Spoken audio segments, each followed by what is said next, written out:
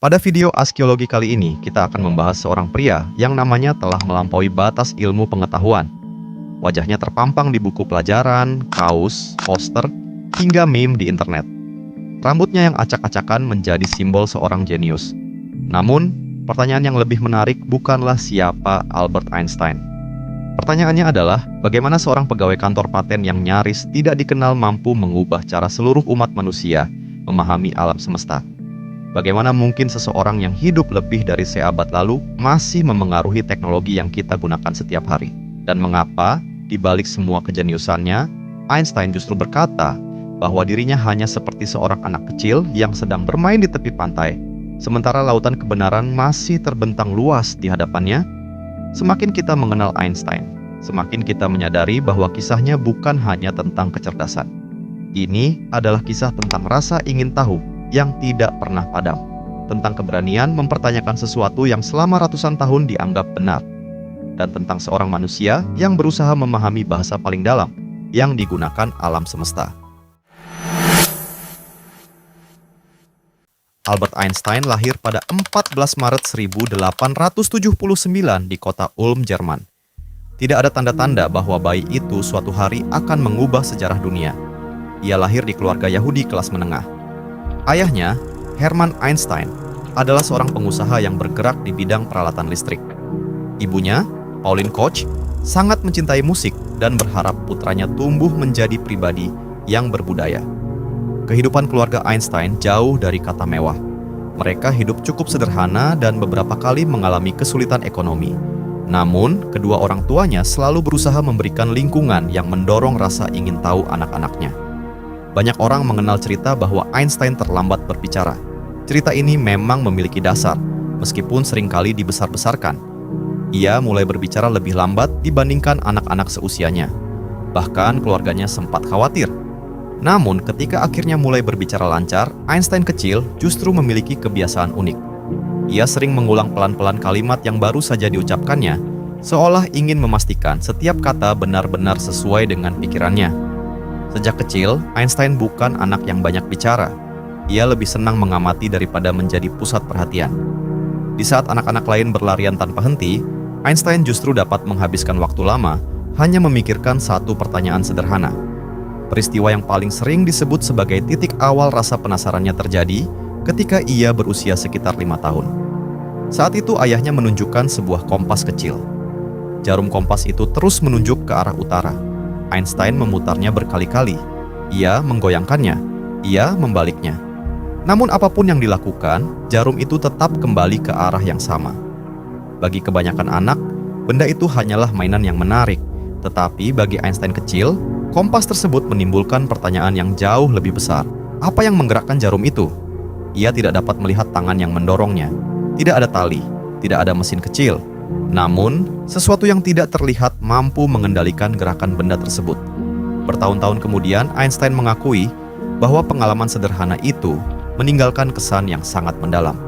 Untuk pertama kalinya, ia menyadari bahwa dunia dipenuhi kekuatan-kekuatan tak kasat mata yang bekerja menurut hukum tertentu. Sejak saat itu, rasa ingin tahunya terus berkembang. Saat berusia 12 tahun, Einstein mulai mempelajari geometri secara mandiri. Ia begitu terpesona oleh logika matematika hingga menyebut buku geometri pertamanya sebagai buku suci kecil. Baginya, setiap teorema terasa seperti menemukan kepingan rahasia alam semesta. Matematika bukan sekadar kumpulan angka. Matematika adalah bahasa yang digunakan alam untuk berbicara. Di sekolah, Einstein sebenarnya bukan murid yang buruk. Namun, ia juga bukan tipe siswa yang selalu disukai guru. Sistem pendidikan Jerman saat itu terkenal sangat kaku. Murid dituntut menghafal, menaati aturan, dan tidak banyak bertanya. Masalahnya, Einstein justru gemar mempertanyakan segala sesuatu. Ia tidak puas hanya menerima jawaban. Ia ingin memahami alasan di balik jawaban itu. Kebiasaan inilah yang sering membuatnya dianggap membangkang. Salah satu gurunya bahkan pernah mengatakan bahwa Einstein tidak akan menjadi siapa-siapa. Kalimat itu kemudian menjadi salah satu kisah paling terkenal dalam sejarah. Ironisnya, justru siswa yang dianggap bermasalah itu kelak mengguncang fondasi fisika modern. Namun penting untuk meluruskan satu mitos yang sangat populer. Seringkali beredar cerita bahwa Einstein gagal dalam pelajaran matematika ketika masih kecil. Faktanya, hal itu tidak benar. Sejak remaja, kemampuan matematikanya justru jauh di atas rata-rata. Kesalahpahaman ini muncul karena perbedaan sistem penilaian sekolah pada masa itu. Jadi, Einstein bukan anak yang bodoh. Ia hanya tidak cocok dengan sistem pendidikan yang terlalu mengekang rasa ingin tahu. Ketika usianya menginjak 15 tahun, bisnis ayahnya mengalami kesulitan besar. Keluarga Einstein akhirnya pindah ke Italia. Perpindahan ini mengubah jalan hidupnya. Einstein memutuskan keluar dari sekolah di Jerman dan kemudian melanjutkan pendidikan di Swiss. Di negara inilah ia mulai menemukan lingkungan belajar yang lebih terbuka. Ia kemudian diterima di Swiss Federal Polytechnic di Zurich. Disinilah ia bertemu dengan mahasiswa-mahasiswa cerdas dari berbagai negara. Namun, lagi-lagi Einstein menunjukkan sifat yang berbeda. Ia sering melewatkan kuliah yang dianggap membosankan. Sebaliknya, ia lebih suka belajar sendiri dari buku-buku ilmiah dan berdiskusi dengan teman-temannya selama berjam-jam. Bagi Einstein, belajar bukanlah soal hadir di kelas. Belajar adalah memahami dunia. Di kampus itu pula ia bertemu Mileva Maric, seorang mahasiswi fisika yang kemudian menjadi istrinya. Keduanya sering berdiskusi mengenai ilmu pengetahuan hingga larut malam. Meski hubungan mereka kelak berakhir dengan perceraian, pada masa muda Mileva merupakan salah satu orang yang paling dekat dengan perjalanan intelektual Einstein. Setelah lulus kuliah, Einstein menghadapi kenyataan yang tidak menyenangkan. Ia kesulitan mendapatkan pekerjaan sebagai dosen. Reputasinya sebagai mahasiswa yang sering membangkang membuat banyak profesor enggan memberikan rekomendasi. Hari demi hari berlalu, lamaran demi lamaran ditolak. Tidak ada universitas yang mau menerimanya. Bagi kebanyakan orang, kegagalan itu mungkin menjadi akhir dari mimpi. Namun bagi Einstein itu hanyalah jalan memutar. Pada tahun 1902, ia akhirnya memperoleh pekerjaan sebagai pegawai di kantor paten Swiss di kota Bern. Pekerjaan itu tampak biasa saja. Setiap hari ia memeriksa berbagai rancangan mesin dan penemuan baru. Tidak ada laboratorium mewah, tidak ada teleskop raksasa, tidak ada tim peneliti. Hanya meja kerja, tumpukan dokumen, dan pikirannya sendiri. Namun justru di tempat sederhana, itulah salah satu revolusi terbesar dalam sejarah sains mulai lahir. Saat pekerjaannya selesai, Einstein kembali tenggelam dalam dunia yang hanya ada di dalam kepalanya. Ia membayangkan berbagai eksperimen yang mustahil dilakukan secara nyata. Bagaimana jika seseorang dapat mengejar seberkas cahaya? Bagaimana jika waktu ternyata tidak berjalan sama bagi semua orang? Bagaimana jika ruang dan waktu bukan sesuatu yang terpisah? Pertanyaan-pertanyaan itu terdengar seperti khayalan, tetapi di tangan Einstein, khayalan berubah menjadi teori ilmiah. Dan teori-teori itulah yang akan mengubah dunia untuk selamanya. Yang lebih luar biasa lagi, semua itu akan terjadi hanya dalam waktu 1 tahun. 1 tahun yang kemudian dikenang sebagai Annus Mirabilis atau Tahun Keajaiban. Dalam 1 tahun itu, seorang pegawai kantor paten yang hampir tidak dikenal akan menerbitkan serangkaian makalah yang mengguncang seluruh dunia ilmiah. Bahkan hingga hari ini, para sejarawan sains masih menganggap tahun tersebut sebagai salah satu pencapaian intelektual terbesar yang pernah dilakukan oleh satu orang dalam sepanjang sejarah manusia. Namun, bagaimana mungkin hal itu bisa terjadi? Apa sebenarnya yang ditulis Einstein hingga membuat para ilmuwan menyadari bahwa cara lama memahami alam semesta harus diubah? Jawabannya akan membawa kita pada salah satu momen paling revolusioner dalam sejarah ilmu pengetahuan. Tahun 1905 sering disebut sebagai Annus Mirabilis, bahasa Latin yang berarti Tahun Keajaiban. Sebutan itu bukanlah sebuah hiperbola. Dalam rentang waktu hanya beberapa bulan, Albert Einstein menerbitkan 4 makalah ilmiah yang masing-masing membuka pintu menuju cabang fisika modern. Sulit membayangkan bagaimana satu orang tanpa laboratorium besar, tanpa jabatan profesor, bahkan tanpa tim peneliti, mampu menghasilkan pemikiran yang begitu revolusioner. Saat itu Einstein masih bekerja sebagai pegawai kantor paten Swiss. Setiap pagi ia datang seperti pegawai pada umumnya. Ia memeriksa rancangan alat-alat baru, membaca deskripsi teknis, lalu menentukan apakah sebuah penemuan layak mendapatkan hak paten. Pekerjaan itu tampak membosankan. Namun tanpa disadari, pekerjaan tersebut melatih kemampuannya untuk berpikir secara logis, sederhana, dan langsung menuju inti persoalan. Di sela-sela pekerjaannya, pikirannya terus mengembara. Ia tidak sekadar melihat dunia sebagaimana adanya. Ia membayangkan dunia sebagaimana seharusnya dipahami. Einstein memiliki cara berpikir yang sangat berbeda dibanding ilmuwan lain pada masanya. Banyak ilmuwan melakukan eksperimen dengan peralatan yang rumit. Einstein justru melakukan eksperimen di dalam pikirannya. Ia menyebutnya sebagai gedangkan eksperimen atau eksperimen pikiran. Baginya, imajinasi bukanlah lawan dari ilmu pengetahuan. Imajinasi adalah alat untuk menemukan pertanyaan yang belum pernah diajukan siapapun. Salah satu eksperimen pikiran yang paling terkenal dimulai dengan pertanyaan yang terdengar sederhana.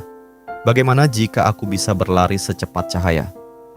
Pertanyaan itu terus menghantuinya selama bertahun-tahun. Jika seseorang mampu mengejar cahaya, apa yang akan dilihatnya? Apakah cahaya akan tampak diam?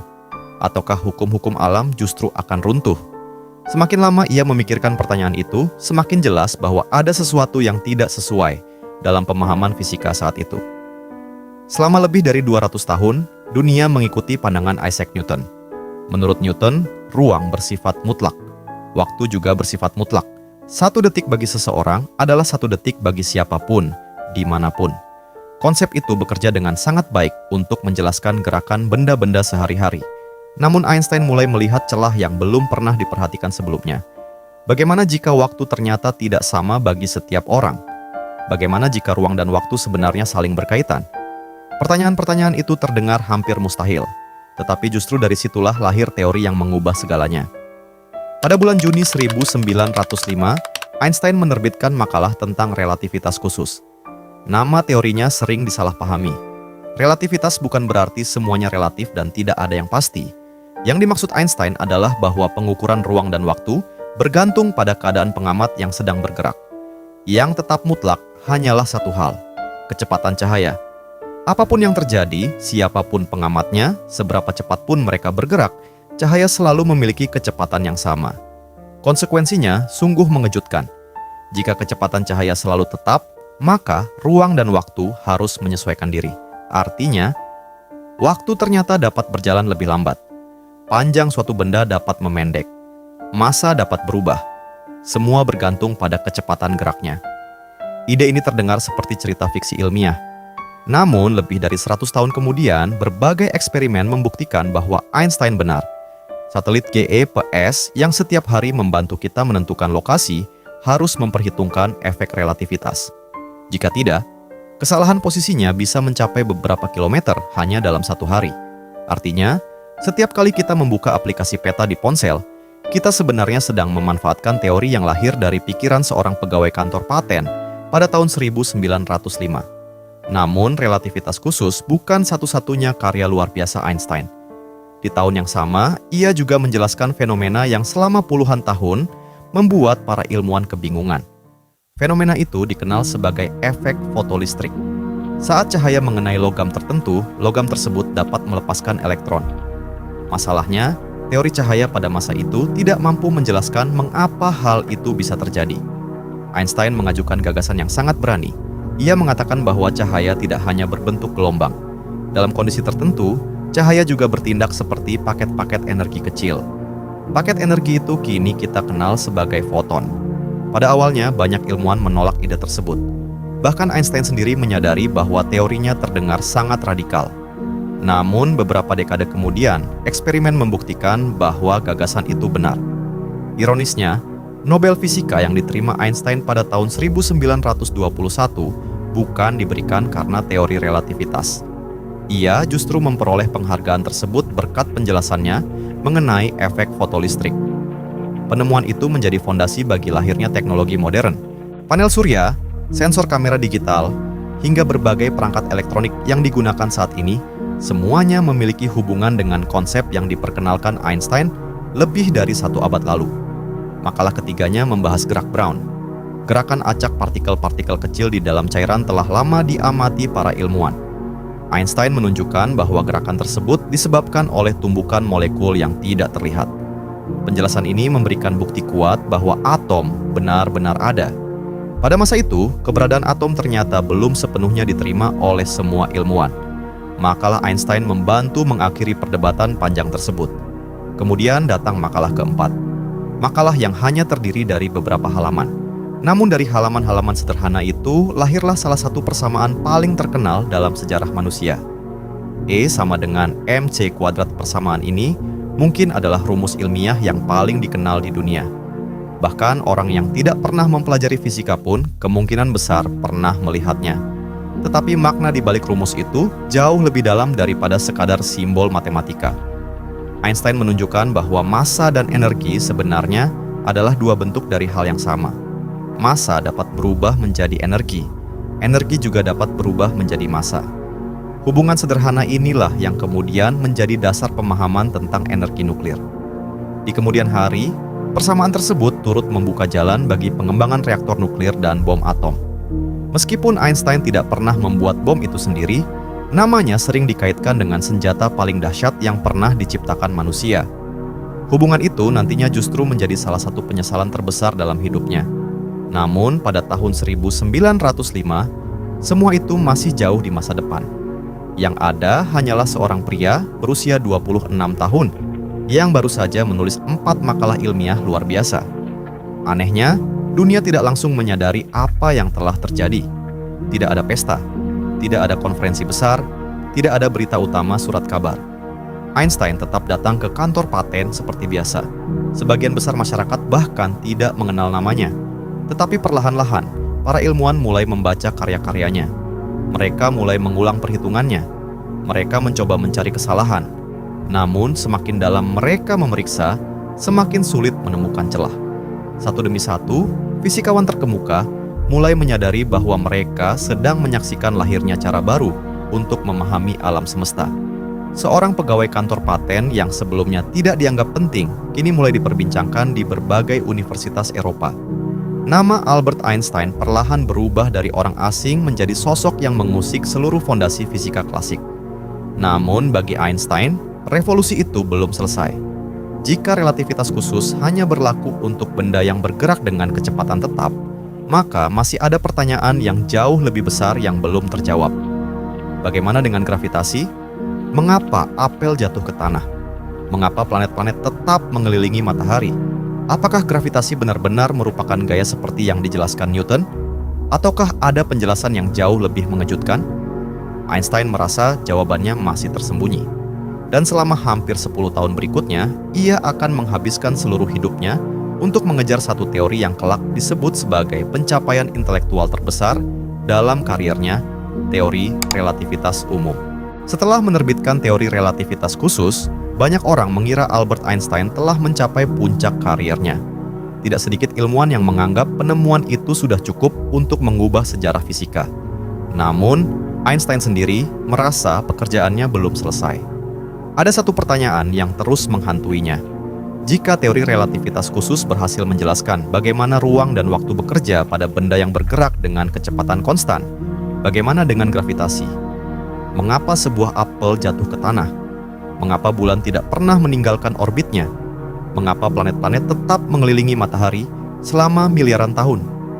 Selama lebih dari 2 abad, jawaban atas pertanyaan itu dianggap telah selesai melalui hukum gravitasi Isaac Newton. Menurut Newton, setiap benda bermassa saling tarik-menarik melalui gaya gravitasi. Penjelasan itu bekerja dengan sangat baik. Begitu baiknya hingga hampir tidak ada yang berani mempertanyakannya. Namun Einstein melihat sesuatu yang mengganggunya. Bagaimana mungkin sebuah gaya dapat bekerja secara instan, melintasi ruang yang sangat luas? Bukankah menurut teorinya sendiri, tidak ada sesuatu pun yang dapat bergerak lebih cepat daripada cahaya? Jika matahari tiba-tiba menghilang, apakah bumi langsung kehilangan gravitasinya pada saat itu juga? Pertanyaan-pertanyaan tersebut terus memenuhi pikirannya. Selama hampir 10 tahun, Einstein hidup bersama persoalan itu. Ia memenuhi buku catatannya dengan rumus-rumus yang semakin rumit. Berkali-kali ia merasa telah menemukan jawabannya. Berkali-kali pula ia menyadari bahwa jawabannya masih salah. Banyak ilmuwan hebat pernah mengalami kegagalan. Namun sedikit yang bertahan selama itu menghadapi satu masalah yang sama. Einstein tidak menyerah. Ia percaya bahwa alam semesta pasti memiliki keteraturan yang elegan. Jika jawabannya terasa rumit dan berantakan, berarti ia belum menemukannya. Suatu hari, sebuah gagasan sederhana muncul di benaknya. Ia kemudian menyebutnya sebagai pikiran paling membahagiakan dalam hidupnya. Bayangkan seseorang berada di dalam sebuah lift. Tiba-tiba kabel lift itu putus. Lift beserta orang di dalamnya jatuh bebas. Selama beberapa saat, orang tersebut akan merasa seolah-olah kehilangan berat badan. Benda yang ia lepaskan akan melayang di sampingnya. Di dalam lift itu, gravitasi seakan menghilang. Dari eksperimen pikiran sederhana itu, Einstein memperoleh petunjuk yang luar biasa. Gravitasi dan percepatan mungkin sebenarnya adalah dua hal yang setara. Ide ini kemudian dikenal sebagai prinsip kesetaraan, fondasi utama relativitas umum. Selama bertahun-tahun berikutnya, Einstein bekerja tanpa mengenal lelah. Ia harus mempelajari matematika yang jauh lebih kompleks daripada yang pernah digunakannya sebelumnya. Bahkan ia meminta bantuan sahabat lamanya, Marcel Grossman, seorang ahli matematika, untuk memahami geometri yang dibutuhkan dalam teorinya. Einstein pernah berkata bahwa setelah mempelajari matematika tingkat tinggi, ia baru menyadari betapa ia telah meremehkannya selama ini. Akhirnya, pada tahun 1915, setelah perjuangan yang sangat panjang, Einstein memperkenalkan teori relativitas umum. Teori ini benar-benar mengubah cara manusia memandang gravitasi. Menurut Einstein, gravitasi bukanlah gaya yang menarik benda satu sama lain. Gravitasi muncul karena massa melengkungkan ruang dan waktu. Bayangkan sebuah kain yang direntangkan. Jika kita meletakkan bola besar di atasnya, kain itu akan melengkung. Kemudian sebuah bola kecil diletakkan di dekatnya. Bola kecil itu akan bergerak mengikuti lengkungan kain tersebut. Bukan karena bola besar menariknya secara langsung, melainkan karena jalur yang harus dilaluinya memang sudah melengkung. Begitulah Einstein membayangkan alam semesta. Planet-planet tidak ditarik oleh matahari. Mereka hanya mengikuti lengkungan ruang waktu yang diciptakan oleh massa matahari. Konsep ini begitu asing sehingga banyak ilmuwan kesulitan memahaminya. Namun, teori yang hebat harus mampu membuat prediksi.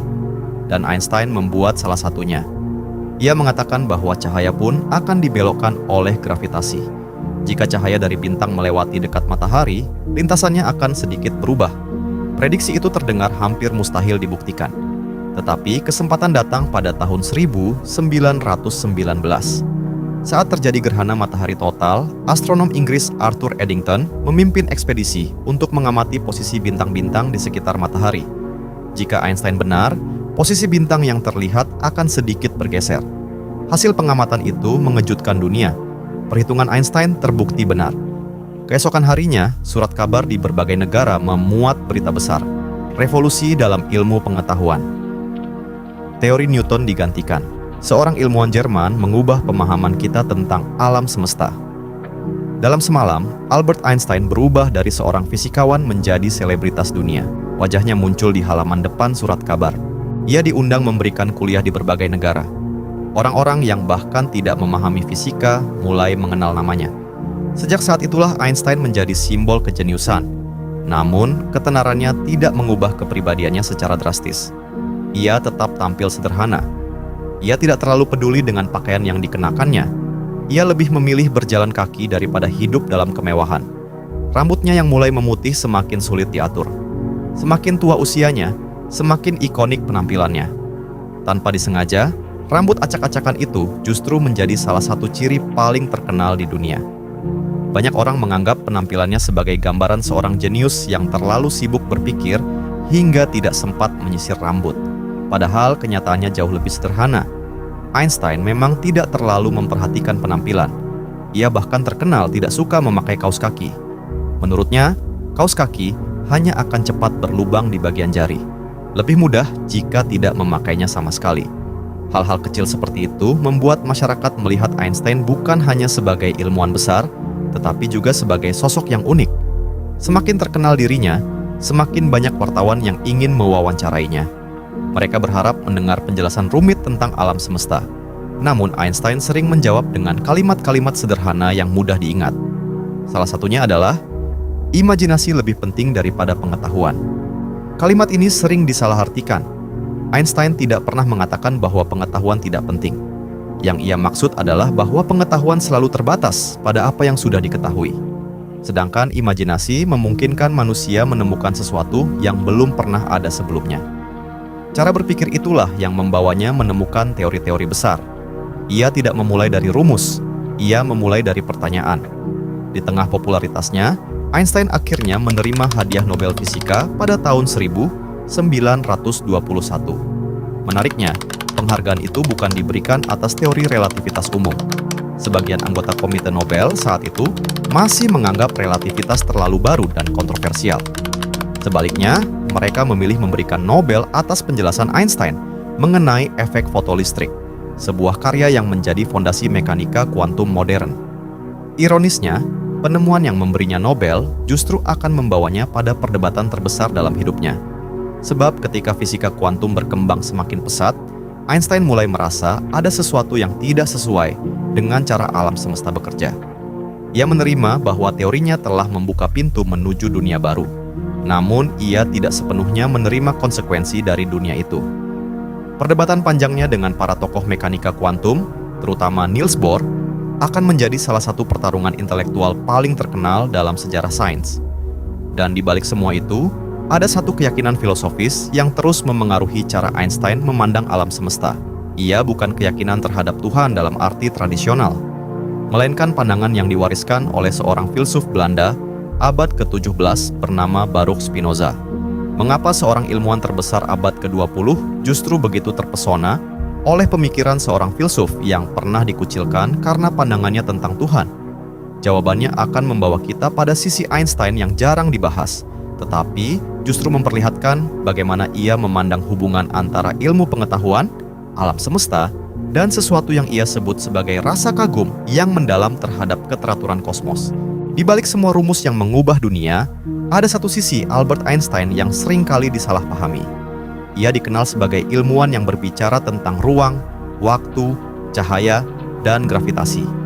Namun di luar laboratorium, Einstein juga banyak merenungkan pertanyaan yang jauh lebih tua daripada sains itu sendiri. Apakah Tuhan ada? Apakah alam semesta memiliki tujuan? Dan jika memang ada Tuhan, seperti apa Tuhan itu? Pertanyaan-pertanyaan tersebut telah menjadi bahan perdebatan selama ribuan tahun. Menariknya, Einstein tidak pernah menghindarinya.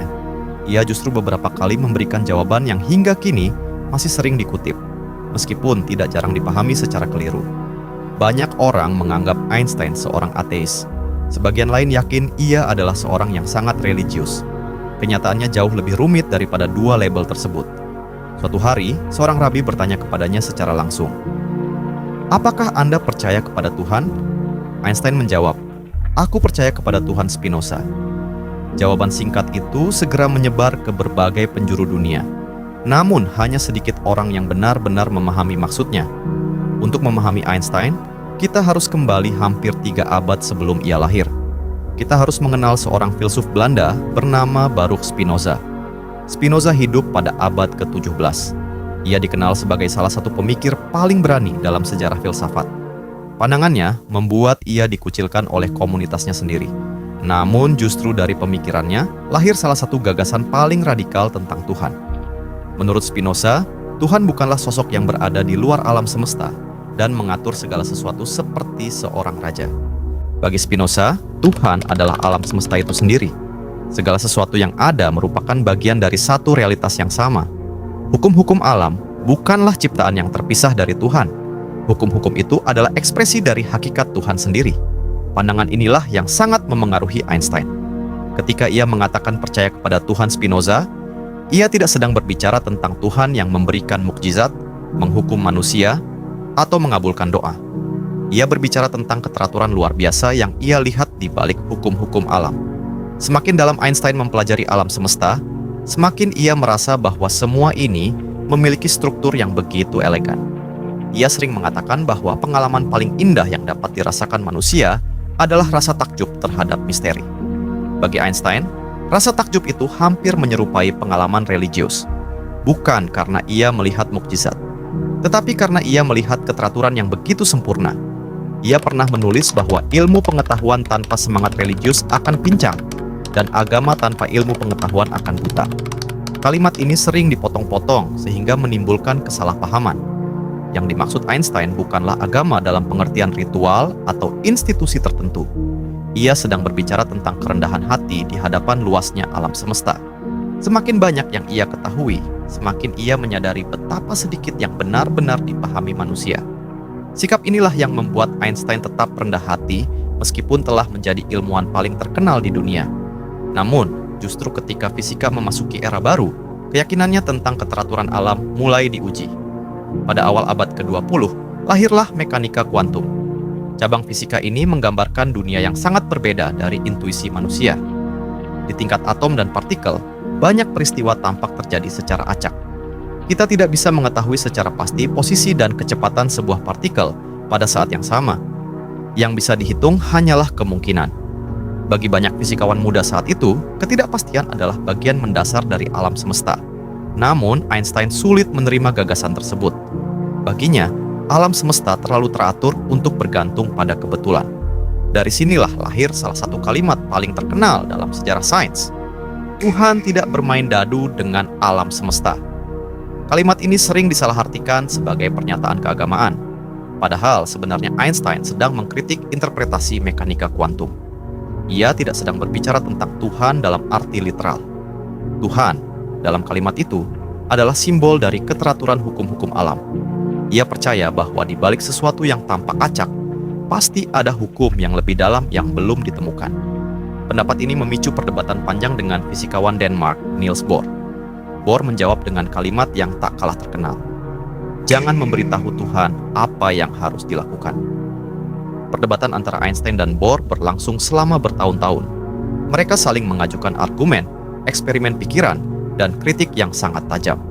Menariknya, meskipun sering tidak sepakat, keduanya tetap saling menghormati. Perdebatan itu justru mendorong perkembangan fisika modern. Bahkan hingga hari ini, diskusi mengenai hakikat mekanika kuantum masih belum benar-benar berakhir. Di sisi lain, kehidupan pribadi Einstein tidak selalu berjalan mulus. Pernikahannya dengan Mileva Maric perlahan retak. Kesibukan, tekanan pekerjaan, dan berbagai persoalan pribadi membuat hubungan mereka semakin renggang. Mereka akhirnya bercerai pada tahun 1919. Di tahun yang sama, Einstein menikahi sepupunya, Elsa Einstein, yang kemudian mendampinginya hingga akhir hayat. Namun, ketenaran Einstein juga membawa tantangan yang jauh lebih besar. Pada tahun 1933, situasi politik di Jerman berubah drastis. Adolf Hitler dan Partai Nazi mulai berkuasa. Sebagai seorang Yahudi, Einstein menjadi sasaran propaganda. Buku-bukunya dibakar. Rumahnya digeledah. Namanya masuk dalam daftar tokoh yang dianggap musuh negara. Einstein yang saat itu sedang berada di luar Jerman memutuskan untuk tidak pernah kembali. Ia kemudian menetap di Amerika Serikat dan bergabung dengan Institute for Advanced Study di Princeton. Di sanalah ia menghabiskan sisa hidupnya. Namun, ancaman Nazi menimbulkan dilema moral yang sangat berat. Einstein adalah seorang pasifis. Ia sejak lama menentang perang. Tetapi, ketika muncul kekhawatiran bahwa Jerman Nazi mungkin sedang mengembangkan bom atom, Einstein mengambil keputusan yang kelak terus menghantuinya. Pada tahun 1939, ia menandatangani sebuah surat yang ditujukan kepada Presiden Amerika Serikat, Franklin D. Roosevelt. Surat itu memperingatkan bahwa penelitian mengenai fisi nuklir dapat menghasilkan senjata dengan daya hancur yang belum pernah dibayangkan sebelumnya. Einstein khawatir jika Nazi lebih dahulu berhasil membuatnya. Surat tersebut menjadi salah satu faktor yang mendorong lahirnya Proyek Manhattan, program rahasia Amerika Serikat untuk mengembangkan bom atom. Ironisnya, Einstein sendiri tidak dilibatkan dalam proyek itu. Pemerintah Amerika menganggap pandangan politiknya terlalu kritis, sehingga ia tidak diberi akses terhadap penelitian rahasia tersebut. Ketika bom atom dijatuhkan di Hiroshima dan Nagasaki pada tahun 1945, Einstein sangat terpukul. Ia memahami bahwa persamaan E sama dengan EMC kuadrat telah menjadi salah satu dasar ilmiah yang memungkinkan lahirnya senjata tersebut. Meskipun ia tidak pernah merancang bom itu, ia merasa memiliki tanggung jawab moral. Sejak saat itu, Einstein semakin aktif menyerukan perdamaian dan pengendalian senjata nuklir. Baginya, kemajuan ilmu pengetahuan harus selalu disertai kebijaksanaan. Jika tidak, kecerdasan manusia justru dapat menjadi ancaman terbesar bagi dirinya sendiri. Menjelang akhir hayatnya, Einstein tetap bekerja. Ia masih berusaha menemukan satu teori besar yang dapat menyatukan seluruh gaya fundamental di alam semesta. Ia menyebutnya sebagai teori medan terpadu. Selama puluhan tahun terakhir hidupnya, ia mengejar mimpi tersebut. Namun hingga wafat, teori itu belum berhasil ia temukan. Mungkin bagi sebagian orang, itu adalah kegagalan. Namun bagi Einstein, pencarian itu sendiri jauh lebih penting daripada kepastian. Karena selama manusia masih memiliki rasa ingin tahu, ilmu pengetahuan akan terus bergerak maju. Dan justru di sanalah letak warisan terbesar Albert Einstein. Bukan hanya pada teori-teori yang ia tinggalkan, tetapi pada keberanian untuk terus bertanya. Bahkan ketika seluruh dunia merasa jawabannya sudah ditemukan. Albert Einstein meninggal dunia pada 18 April 1955 di Princeton, New Jersey, Amerika Serikat. Saat itu usianya 76 tahun. Penyebabnya adalah pecahnya aneurisma pada pembuluh darah utama di perutnya, kondisi yang sebenarnya bisa dioperasi. Namun Einstein menolak.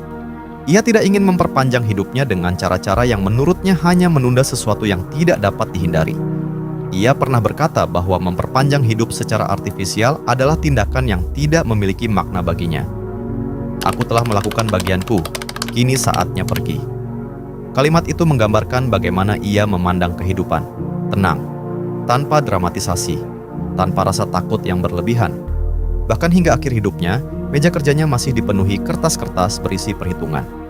Ia masih mencoba menyelesaikan teori medan terpadu, sebuah mimpi yang tidak pernah berhasil ia capai.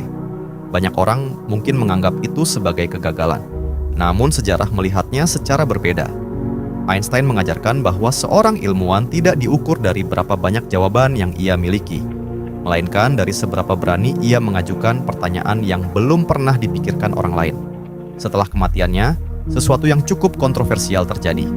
Tanpa izin dari keluarganya, dokter yang melakukan autopsi mengambil otak Einstein untuk diteliti. Selama puluhan tahun, berbagai ilmuwan mencoba mencari tahu apakah ada sesuatu yang secara biologis membuat Einstein berbeda dari manusia lain. Penelitian demi penelitian dilakukan.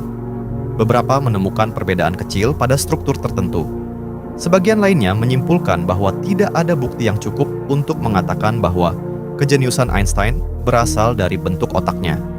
Semakin lama penelitian dilakukan, semakin jelas bahwa tidak ada jawaban sederhana. Kejeniusan tampaknya tidak dapat dijelaskan hanya dengan melihat anatomi otak seseorang. Mungkin yang benar-benar membedakan Einstein bukanlah ukuran otaknya, melainkan cara ia menggunakannya. Ia memiliki kemampuan luar biasa untuk mempertahankan rasa ingin tahu seperti seorang anak kecil. Ketika kebanyakan orang berhenti bertanya setelah menemukan jawaban yang cukup, Einstein justru menganggap setiap jawaban sebagai awal dari pertanyaan berikutnya. Sikap itulah yang membuatnya terus melangkah lebih jauh dibandingkan zamannya. Tidak mengherankan jika hingga hari ini, nama Einstein telah menjadi sinonim dari kata jenius. Di berbagai belahan dunia, ketika seseorang ingin menggambarkan orang yang sangat cerdas, nama pertama yang muncul hampir selalu adalah Albert Einstein. Rambut putih yang acak-acakan, kumis tebal. Tatapan yang tampak sederhana namun penuh rasa ingin tahu. Ditambah foto ikonik ketika ia menjulurkan lidah ke arah kamera pada ulang tahunnya yang ke-72. Foto itu awalnya hanyalah candaan spontan kepada para fotografer yang terus mengejarnya. Namun justru menjadi salah satu foto paling terkenal sepanjang sejarah. Foto tersebut memperlihatkan sisi lain Einstein. Di balik semua penghargaan dan kejeniusannya, ia tetap seorang manusia yang memiliki selera humor. Popularitasnya bahkan melampaui dunia sains. Namanya muncul dalam film, serial televisi, novel, lagu, hingga berbagai karya seni. Rumus I sama dengan MC kuadrat menjadi salah satu simbol paling dikenal dalam sejarah manusia. Ironisnya, banyak orang mengenal rumus itu tanpa benar-benar memahami maknanya. Namun mungkin itulah bukti terbesar pengaruh Einstein. Ia tidak hanya mengubah ilmu pengetahuan, ia juga menjadi bagian dari budaya manusia. Lebih dari 1 abad setelah tahun keajaiban 1905, teori-teorinya masih digunakan setiap hari. Sistem GIPS memperhitungkan relativitas agar navigasi tetap akurat. Panel surya bekerja berdasarkan pemahaman tentang efek fotolistrik. Kosmologi modern masih menggunakan relativitas umum untuk menjelaskan lubang hitam, gelombang gravitasi, hingga evolusi alam semesta. Bahkan ketika para ilmuwan mencoba menemukan teori baru yang melampaui Einstein, mereka tetap harus memulai dari fondasi yang ia bangun. Inilah paradoks terbesar tentang Albert Einstein. Semakin banyak penemuan baru yang lahir, semakin besar pula pengaruhnya terhadap dunia modern. Namun, di balik semua pencapaiannya, Einstein tidak pernah menganggap dirinya sebagai manusia yang luar biasa. Ia pernah berkata, "Aku tidak memiliki bakat khusus, aku hanya sangat ingin tahu." Kalimat itu mungkin terdengar sederhana, tetapi jika diperhatikan lebih dalam, disitulah letak inti dari seluruh hidupnya. Einstein bukan sekadar manusia yang lahir dengan kecerdasan tinggi. Ia adalah seseorang yang menolak berhenti bertanya. Ketika orang lain menerima sesuatu sebagai kenyataan, ia bertanya mengapa kenyataan itu bisa terjadi. Ketika orang lain puas dengan jawaban lama, ia mencari kemungkinan baru. Dan ketika seluruh dunia menganggap ruang dan waktu adalah sesuatu yang tetap, ia berani mengatakan bahwa keduanya dapat berubah. Keberanian intelektual seperti itulah yang membuat namanya bertahan hingga sekarang. Albert Einstein membuktikan bahwa revolusi terbesar tidak selalu dimulai dari laboratorium yang megah. Kadang-kadang, revolusi lahir dari seseorang yang duduk sendirian di balik meja kerja sederhana, ditemani selembar kertas kosong dan rasa penasaran yang tidak pernah padam. Mungkin itulah pelajaran paling berharga dari hidupnya, bahwa kemajuan manusia tidak selalu dimulai dari jawaban, tetapi dari satu pertanyaan yang cukup berani untuk diajukan. Dan mungkin masih ada banyak rahasia alam semesta yang menunggu seseorang dengan keberanian yang sama untuk menemukannya. Terima kasih sudah menyaksikan video arkeologi kali ini hingga selesai. Kalau menurut kalian, apa penemuan atau pemikiran Albert Einstein yang paling mengubah cara manusia memandang dunia? Apakah teori relativitas, pandangannya tentang alam semesta, atau justru keberaniannya mempertanyakan hal-hal yang selama ini dianggap pasti? Tuliskan pendapat kalian di kolom komentar. Saya akan senang membaca dan berdiskusi bersama kalian. Jika kalian menyukai pembahasan filsafat, sains, sejarah pemikiran, dan kisah tokoh-tokoh besar yang membentuk peradaban manusia, jangan lupa tekan tombol like, subscribe, dan aktifkan lonceng notifikasi agar tidak ketinggalan video-video arkeologi berikutnya. Sampai jumpa di video selanjutnya.